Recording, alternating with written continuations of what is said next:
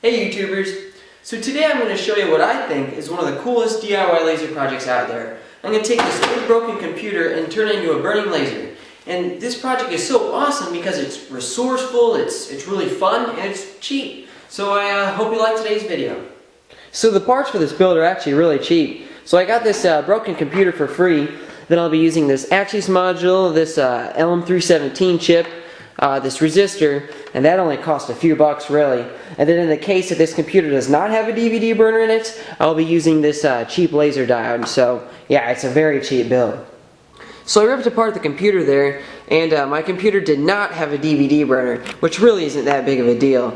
But I will be using that power supply there, and of course those heat sinks, and then I'll find some other project for that fan and the CD drive.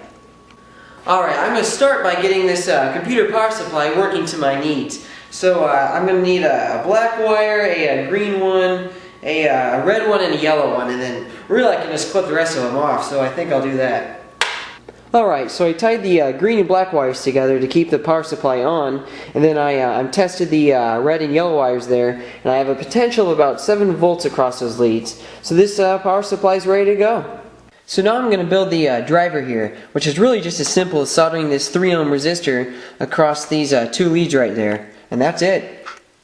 That was easy. So this is where the positive output will go to the laser diode, and that is the input from the computer power supply. I went ahead and strapped that heatsink I got from the computer to that LM317 chip, and then I soldered the yellow wire to the LM317 input. So now that I'm done working on that power supply, I get to mess with the laser diode now.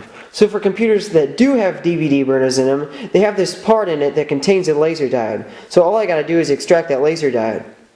So this is what the extracted laser diode looks like. This is what we call an open can laser diode, and they're very, very fragile. They break really easily. So luckily I have a few extras on hand, because they're really cheap actually. So now I just press that laser diode into the axis module, and I'm going to solder some leads from the laser diode to the driver. So now the laser diode has some leads attached to it, so now I just need to attach this to the driver. So now the laser is almost complete. I have the yellow lead from the power supply going to the input of the driver, and then the output of that goes to the positive lead of the laser diode, and then the negative lead of the laser diode hooks up just directly to this red wire here. So now all I have to do is strap it to the heatsink. Now to use this heatsink, all that needs to be done is to drill a half-inch hole straight through it. But to save myself a few minutes, I'm just going to use this other heatsink that I have already drilled through. So optimally I could have added some thermal compound there, but it's not like it's going to be producing that much waste heat, so I'm not going to bother. So that's actually it. Let me go grab my laser goggles and we'll power this thing on. So here's the laser powered on. As you can see, it's really powerful. The power is probably about 250 milliwatts or so. You know, it's really crazy that you can build a laser like this for so cheaply and from such available parts. Alright, it's time to test this thing's burning ability. Here are a couple matches.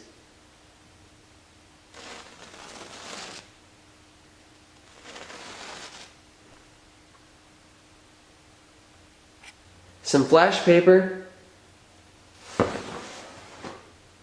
Some electrical tape,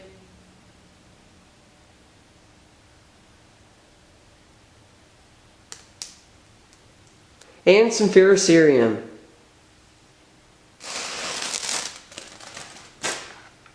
So all in all, this is a pretty cool build. It's easy to make, it's cheap, it's resourceful, it's a fun laser. Alright everyone, thanks for watching, and be sure to check out my other videos. Until the next time, stay safe and happy lasing.